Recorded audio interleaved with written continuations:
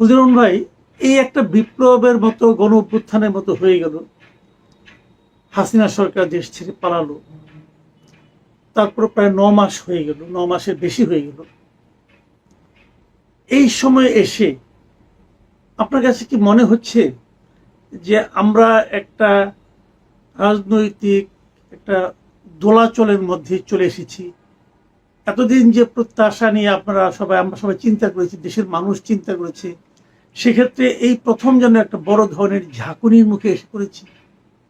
এ কথাটা আমি বললাম এ কারণে যে আমরা বড় আশা করে, যার উপর ভরসা করে একটা দায়িত্ব দিয়েছিলাম, তিনি যখন হঠাৎ করে অভিমান মিশ্রিত কণ্ঠে বলেন, অভিমান মিশ্রিত কণ্ঠে জানান দেন যে তিনি পদত্যাগ করতে চান, তো এটা কি কোনো আমাদের প্রত্যাশার সঙ্গে সঙ্গতিপূর্ণ হয়? এবং আজকে সর্বশেষ জানলাম উনি নাকি পদত্যাগ করছেন না।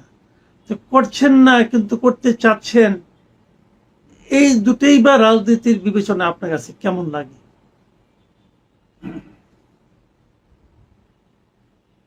আপনাকে আমি কৃতজ্ঞতা জানাচ্ছি এই কারণে যে আপনি আপনার যে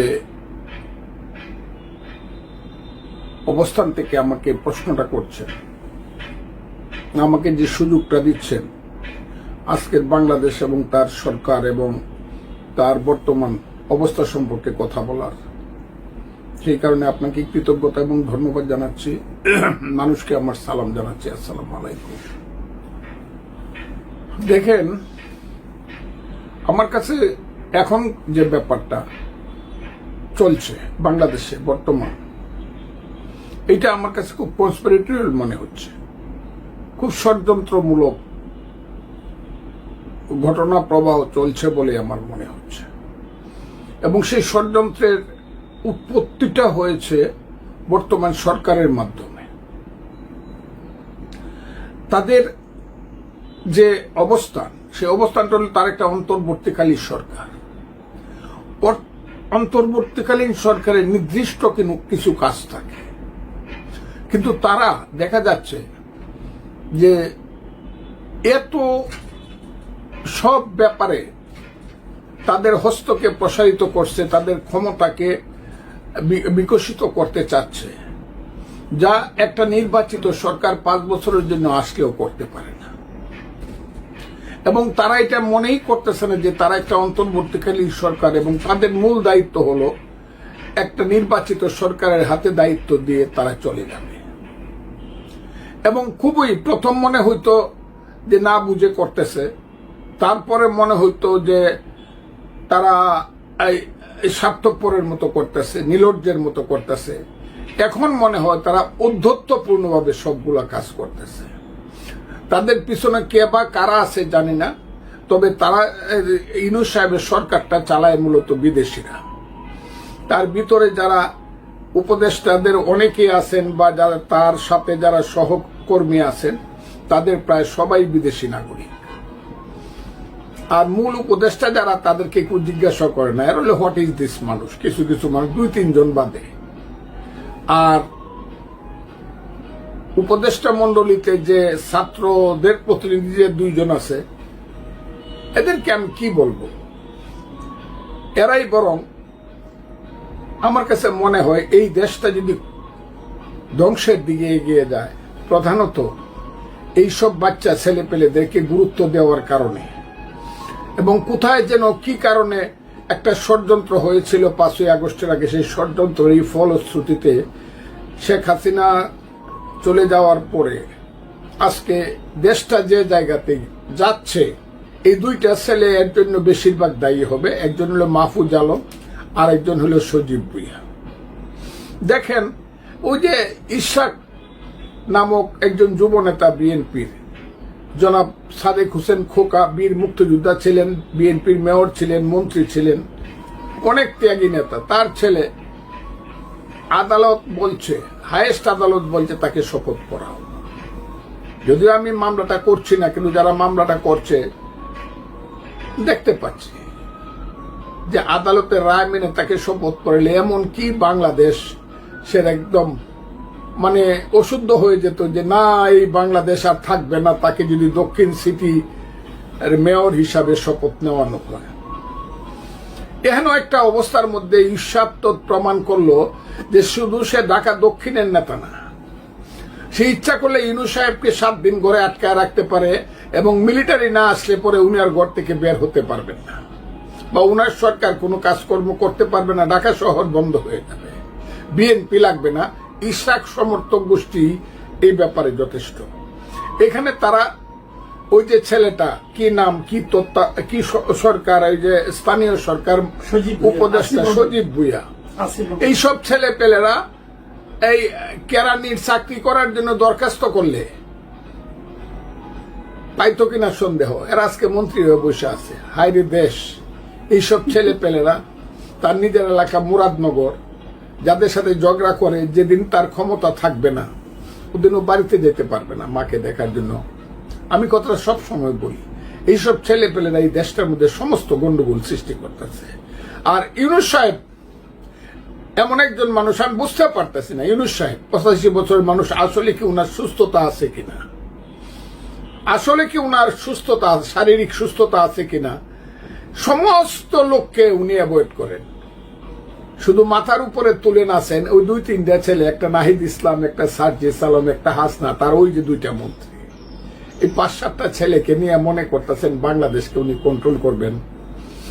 এটা আর হইল তার ওই যে ভিতরের যে ষড়যন্ত্রকারী উপদেষ্টারা, যাদের ইতিহাস, অনেকেরই ইতিহাস এত কুৎসিত, যাদের অনেকেরই ইতিহাস এত কুৎসিত, এই বাংলাদেশটা স্বাধীন করা ঠিক হয় নাই।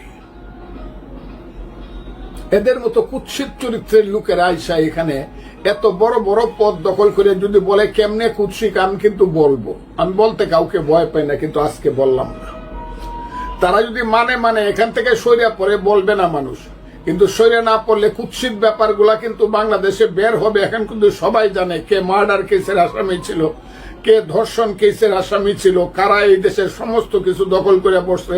এই জায়গাগুলো কিন্তু আসবে এবং এই দেশে কিন্তু সমটু রুল হইতে পারে হাইকোর্ট থেকে।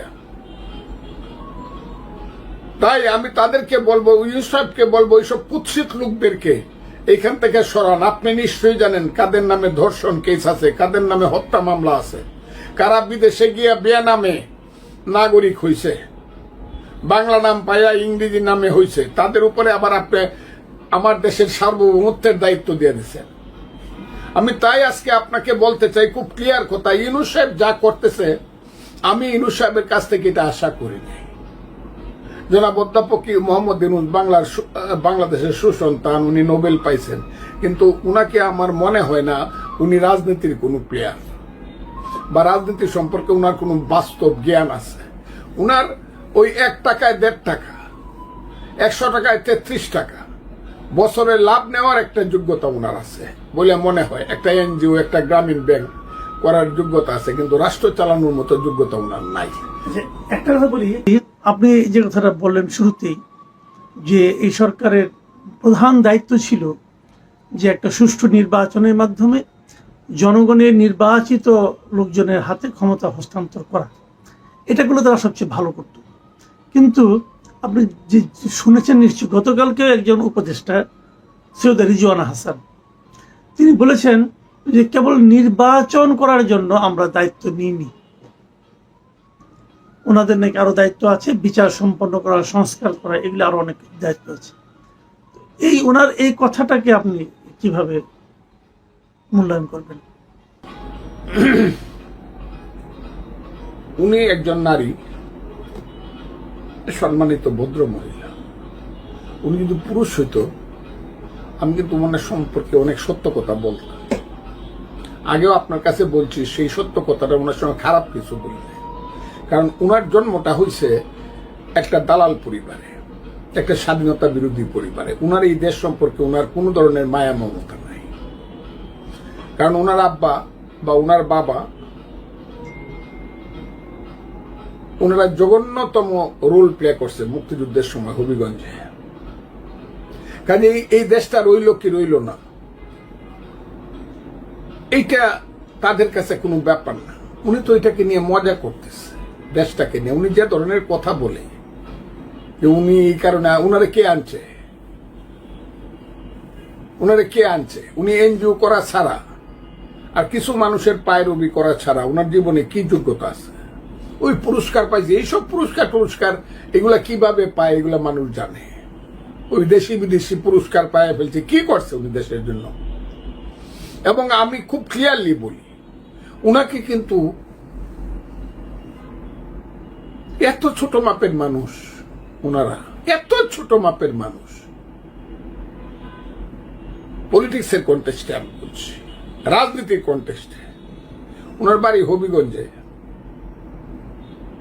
অনেকে 2% ভোট পাওয়া ওনার জন্য খুব কঠিন। কোনোদিন মানুষের কোনো সমস্যা বা তার সমাধানের মধ্যে ছিল না, কিন্তু ওনার মতো একজন মহিলা যে আবারও বলছে, আবার আমি বলতে পারি, রাজাকারের সন্তানেরা এইভাবেই কথা বলে। এবং উনি চলে যাবে কিন্তু দেশ ছেড়ে। দি ডে ইজ কামিং, সময় আসতেছে এইসব কথা বলার অপরাধে। এবং উনি সেন্ট মার্টিন দ্বীপ নিয়ে যে ষড়যন্ত্রের খেলার মধ্যে ঢুকেছিল বা ঢুকে আছে এখনো, উনি কিন্তু এই দেশে থাকবে না, কারণ উনি তো ইংল্যান্ডের নাগরিক। আমি পত্রিকাতে দেখলাম উনিও দ্বৈত নাগরিক, উনি চলে যাবে। কাজে ওনারা কি কইলো না কইলো, তবে এইগুলা নিজেদের কাছে খুব অপমানিত বোধ করি আমরা যারা এই দেশটা সৃষ্টি করছিলাম। এইসব ভদ্র মহিলারা যখন এইসব কথা বলে, তো ওই সুযোগের সুবাদে তখন নিজেকে খুব খুব ছোট মনে হয়।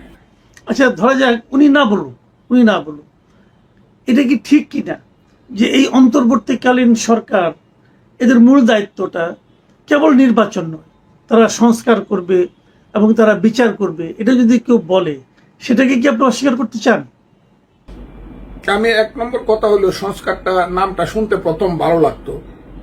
সংস্কার এবং সমন্বয়ক, এই দুইটা নাম ঘৃণিত হবে বাংলাদেশে আগামী দিনে। এই দুইটা শব্দ সাংঘাতিক ঘৃণিত শব্দ। আর সংস্কার তো মূলত কনস্টিটিউশন সংস্কার করাটাই মূল ব্যাপার। কিন্তু কনস্টিটিউশন সংস্কার যারা করবে তারা সব বিদেশি মানুষ। আমি চাই না আলী রিয়াজের মতো মার্কিন নাগরিকের মানে পরিচালনায় আমার দেশের সংবিধান হোক আর যাই হোক কোনো সংশোধন হোক। আর এইসব কিছুই হবে না। এইসব হলো একটা বাহানা, যে বাহানার মাধ্যমে তারা তাদের ক্ষমতাটাকে দীর্ঘায়িত করতে চায়।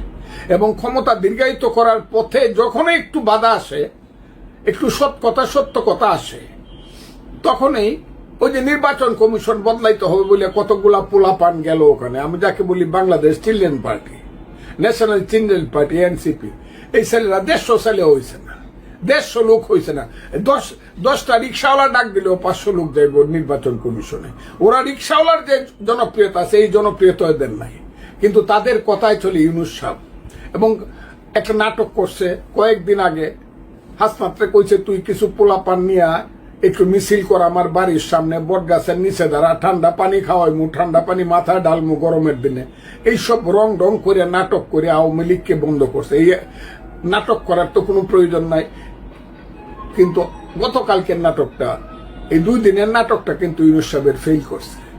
এই নাটকে কিন্তু মানুষের কোনো উৎসাহ ছিল না। ইউনূস সাহেব থাকবো কি যাইবো, আমার কাছে লজ্জাই লাগে। ইউনূস সাহেবের মতো লোক বলছে আমি পদত্যাগ করবো, এটা আমি বলি না। তার যে সবচেয়ে প্রিয় ছেলে, তার নাম নাহিদ ইসলাম, সে বলছে ইউনূস সাহেব বলছে উনি পদত্যাগ করবেন। আমি পদত্যাগ পত্র লেখাটা পর্যন্ত টেলিভিশনে ইউটিউবে দেখাইছে, আমি দেখছি, সেটা আমি জানি না। কিন্তু ইউনূস সাহেব যেহেতু একবার বলছে উনি পদত্যাগ করবে, এখন কে তাকে আবার অনুরোধ করছে না আপনি থাকেন? কেউ তো করে নাই। কিন্তু আমি জানি উনাকে যে পর্যন্ত মানুষ বিদায় না করবে, কোথায় ধৈর্য বিদায় করবে আমি জানি না, কিন্তু যে পর্যন্ত মানুষ ওনাকে বিদায় না করবে উনি যাবেন না, উনারা যাবেন না। কারণ ওনাদের একটা মিশন আছে। সেই মিশন হইল দেশকে আন্তর্জাতিক ষড়যন্ত্রের কাছে, আন্তর্জাতিক কালো শক্তির কাছে এই দেশকে বন্ধক দিয়ে যাওয়া। এটা হলো ইউনূস সাহেবদের দায়িত্ব বলে আমি মনে করি। ওই মিয়ানমার থেকে দৌড়িয়া, আরাকান থেকে দৌড়িয়া আমার রাঙ্গামাটি, বান্দরবন, খাগড়াছড়িকে বন্ধক দিয়ে আমার চিটাগাঙ্গের শুভপুর ব্রিজ পর্যন্ত, ওই বন্ধক দিয়া চিটাগাঙ্গের কি নাম ওইটা, বন্দর, অন্যের কাছে দিয়ে আমি সবসময় বলি যে আমার মা হইল বাংলাদেশ। মুক্তিযুদ্ধ করিয়া যে মুক্তিযুদ্ধের পেট থেকে আমার যে দেশ, আমার মা বাংলাদেশ, ইউনূস সাহেব বলতেছে এই বাংলাদেশ সুন্দরভাবে চলতেছে না, আমার মারে আমি সুন্দর শাড়ি পরাইতে পারতাছি না, ভালোভাবে খাওয়াইতে পারতাছি না। এখন একজন জমিদার আইসা বললো তোর মারে আমার কাছে বিয়া দে, আমি বেনারসে শাড়ি পরামু। ইউনূস সাহেব তো এই কামটা করতেছে চট্টগ্রাম বন্দরের বেলায়, এবং বলতেছে যারা ভালো করে দেশ চালাইতে পারবো, দেশি বিদেশি বুঝি না, তার কাছে আমি দেশ দিয়া দিব। আমার দেশ আমি চালাবো, ভালো মন্দ সেটা আমি বুঝবো। আমার দেশে আজ না হোক কাল, কাল না হোক পরশু যোগ্য ছেলেরা, যোগ্য সন্তানেরা আসবে, তারাই আমার দেশ চালাবে। ইউনূস সাহেব এইসব কথা বলিয়া আমার জাতির মুখে কিন্তু চুনখালি মাইখেন না। আপনি মুক্তিযুদ্ধের ছিলেন না, আপনি এমনি মহান হইতে পারেন। মুক্তিযুদ্ধ এবং বাংলাদেশ সম্পর্কে আপনার মায়া মমতা কতটুকু আছে আমি জানি না, তবে যারা বলে যে করিডোর দিয়ে দিবে, যারা বলে চট্টগ্রাম বন্দর অন্যদেরকে দিয়ে দিবে, তাদের দেশপ্রেম আছে বলে আমি মনে করি না। এবং আপনি যে বলতেছেন ইউনূস সাহেব থাকবে না, চলে যাবে, ইউনূস সাহেব থাকবে। ইউনূস সাহেবের সাথে যারা আছে, জীবনে ভোট পাইলে ইউনিয়ন পরিষদের ভোট একটা মেম্বার হইতে পারবে না, তারা এখন মন্ত্রীর গদিতে বসে আছে, তারা কি যাইতে চায়? ইউনূস সাহেবও এখন মনে হইতেছে তাদের সঙ্গে সুর মিলাইছে। এবং কোনোদিনই ওই যে কালকে অভিমান করে কইছিল, মনে করছিল হাজার হাজার লাখ লাখ কোটি কোটি মানুষ দৌড়ায় যমুনায় গিয়ে কইব স্যার আপনি যায়েন না, আপনি থাকেন না, হলে আমরা বাঁচবো না। আরে বাংলাদেশ, আমি একটা দেশ সৃষ্টি করছি, আমরা ইউনূস সাহেবের মতো লোক থাকলো কি থাকলো না, এতে কি আসে যায়? এটা বিএনপির সালাউদ্দিন আহমদ স্থায়ী কমিটির, তাকে আমি ধন্যবাদ দিই যে পদত্যাগ করা না করা এটা ইউনূস সাহেবের ব্যক্তিগত ব্যাপার। হ্যাঁ, আমিও বলি পদত্যাগ করা না করা ওনার ব্যক্তিগত ব্যাপার। কেউ ওনার জন্য, উনাকে সবাই চিনে ফেলছে যে উনি একটা এনজিও চালাইতে পারবে, কিন্তু উনি বাংলাদেশ চালাইতে পারবে না। উনি যদি থাকে, আপনি বলছেন কি হবে? আমি বললাম এই সামনের জুন মাসে গিয়ে আবার গন্ডগোল লাগবে, আবার নভেম্বর মাসে, ডিসেম্বর মাসে গন্ডগোল লাগবে। তবে আমি বিএনপি কে বলবো, বিএনপি রাজনৈতিক দল, জিয়াউর রহমানের দল, খালেদা জিয়া, তারেক রহমানের দল। বিএনপি একবার যখন বলছে ডিসেম্বরে ইলেকশন হবে, ইলেকশনটা কিন্তু ডিসেম্বরের মধ্যে বিএনপি কে করার জন্য বলতে হবে, করার জন্য যা করার তাই করতে হবে। আর যদি না করতে পারে, বিএনপির যে Prestige personality as a political party, এটা কিন্তু বেনিশ হয়ে যাবে। কাজে ডিসেম্বরের মধ্যে ইলেকশন আদায় করতে হবে। খুব ক্লিয়ার কথাটা, ইলেকশন আদায়, এটা এদের বাপের দেশ না যে বছরের পর বছর বিনা নির্বাচনে থাকবে। মানুষ 15 বছর একটা ভোট দিতে পারে নাই, মানুষকে ভোট থেকে বঞ্চিত করবে। ডিসেম্বরের মধ্যে অবশ্যই ভোট হতে হবে। কিন্তু একটা জিনিস, এই ডিসেম্বরের মধ্যে নির্বাচন হওয়া না হওয়া নিয়ে একটা তো বিরোধ অলরেডি শুরু হয়ে গেছে। মানে আন্দোলনের যে শক্তিগুলো, যারা একত্রে মিলে আন্দোলন করেছে, শেখ হাসিনাকে হটিয়েছে, সেই শক্তির মধ্যে কিন্তু এরই মধ্যে আমরা দ্বিধা বিভক্তি দেখছি। আন্দোলনের প্রধান শক্তি হিসেবে যারা নিজেদেরকে দাবি করে, সেই এনসিপির নেতারা 3 জন উপদেষ্টা পদত্যাগ চেয়েছেন, এবং পদত্যাগ চাইতেই পারেন, কিন্তু সে পদত্যাগের চাওয়ার কারণ হিসেবে যারা উল্লেখ করেছেন, ওই 3 জনের সঙ্গে নাকি বিএনপির এক ধরনের সম্পৃক্ততা আছে। আবার বিপরীত দিকে বিএনপির পক্ষ থেকেও উপদেষ্টা পরিষদের 2 জনের পদত্যাগ চাওয়া হয়েছে। তারাও দাবি করছে ওই 2 জনের সঙ্গে নাকি এনসিপির সম্পৃক্ততা আছে। তাহলে এনসিপির সম্পৃক্ততা আছে, বিএনপির সম্পৃক্ততা আছে, এই যে অভিযোগ পাল্টা অভিযোগ, এগুলো যদি চলতে থাকে, তাহলে কি নির্বাচন আরো প্রলম্বিত হওয়ার কোনো আশঙ্কা নাই? আশঙ্কা মানে কি? অবশ্যই আশঙ্কা না, শুধু অবশ্যম্ভাবী এভাবে চলতে থাকলে আমি তো মনে করি ইউনূস সাহেবের অধীনে কোনো নির্বাচন হওয়া উচিত না। এখানে একটা নতুন তত্ত্বাবধায়ক সরকার হওয়া উচিত, আইনগতভাবে সুপ্রিম কোর্টের সিদ্ধান্ত নিয়ে, আইনগতভাবে, এবং 120 দিনের মধ্যে ইলেকশন করা। ইউনূস সাহেব এবং তার যারা সাথী আছে তাদেরকে দিয়ে এখন আর ইলেকশন করাই দেশে সম্ভব না, কারণ তাদের প্রত্যেকেরই একটা পক্ষ আছে। আচ্ছা, এই আপনি বলছেন যে এই গভর্নমেন্টের নিরপেক্ষ থাকছে না, এই গভর্নমেন্ট কোন নিরপেক্ষ? ইউনূস সাহেব নিজেই নিরপেক্ষ না এখন, কারণ উনি ওই দলটা, এনসিপি যে দলটা, যে দলে 150 লোক হয় মিছিল করলে পরে, এই দলটা হইলো ওনার নিয়োগ কর্তা। আচ্ছা, তাদের কর্মচারী। আরেকটা কথা, এই কথাটা বলে আমি শেষ করবো আলোচনাটা, সেটা হলো যে প্রধান উপদেষ্টা যিনি প্রেস সেক্রেটারি, তিনি একটা জায়গায় বলেছেন যে তাদের সরকারের নাকি সবকিছু করার ম্যান্ডেট আছে। এখন এদিকে যখন এই অন্তর্বর্তীকালীন সরকারটা গঠন করা হয়, এটা তো আর সংবিধানের মধ্যে এর কোনো অপশন ছিল না, কিন্তু এটা গঠন করার ক্ষেত্রে সুপ্রিম কোর্টের কাছ থেকে এক ধরনের একটা পরামর্শ নেওয়া হয়েছে। তো সেই পরামর্শ কে ওখানে কি বলা হয়েছিল যে তাদের সব ধরনের কাজ করার ম্যান্ডেট আছে, ম্যান্ডেট থাকবে? লোকগুলোর কথা আপনি আমাকে জিজ্ঞেস, বিশেষ করে এই লোকটার কথা মনে হইলে আমার মনে হয় আইলের বাই কলির কাল, ছাগলের সাথে বাঘের কাল। এরা কারা বাংলাদেশে? 2 পয়সার মানুষেরা বাংলাদেশের রাজনীতির ক্ষেত্রে বলতেছে, সাংবাদিকতার ক্ষেত্রে বা তার নিজস্ব ক্ষেত্রে তার যোগ্যতা থাকতে পারে, এটা আমি অস্বীকার করব না, কিন্তু রাজনীতির ক্ষেত্রে হোয়ার দে ইন বাংলাদেশ, তাদের কি ভূমিকা আছে, তাদের কি অবদান আছে, এইসব লোকেরা সময় এবং সুযোগে যে ধরনের বেয়াদবি বেতুমিজি কথা কইয়া গেল, আল্লাহর রহমত যদি হয় জনগণের প্রতিনিধিদের হাতে যেদিন দায়িত্ব আসবে সেদিন যাতে তারা বাংলাদেশে থাকে। আমি কথাটা বলে তাই, সেদিন যাতে বাবারা তোমরা বাংলাদেশে থাইকো, যাতে আমরা জিজ্ঞাসা করতে পারি, ও বাবা তুমি কি কইছিলা, একটু কত দেখি, তোমার জিব্বাটা বাইর করে একটু কথাটা কও। আমি এদের সম্পর্কে কিছুই বলতে, এদেরকে আমি ভীষণভাবে মনে করি আইলরে বাই কলির কাল, ছাগলের সাথে বাঘের কাল। আমি তো বলছিলাম, এই যে খলিলুর রহমানকে কি বানাইছে, প্রতিরক্ষা বাহিনীর কি নিরাপত্তা বিষয়ক মন্ত্রী বানাক বা নেতা বানাক। আমি বলছিলাম ফজলুর রহমান যাকে চিনে না বাংলাদেশে, সে কেমনে নিরাপত্তা বাহিনীর তত্ত্বাবধায়ক হয়? বাংলাদেশের সেনাবাহিনী, নৌবাহিনী, বিমান বাহিনীর তত্ত্বাবধায়ক তাকে ফজলুর রহমান যাকে চিনে না, সে কেমনে হয়? কোত্থেকে কে আসছে?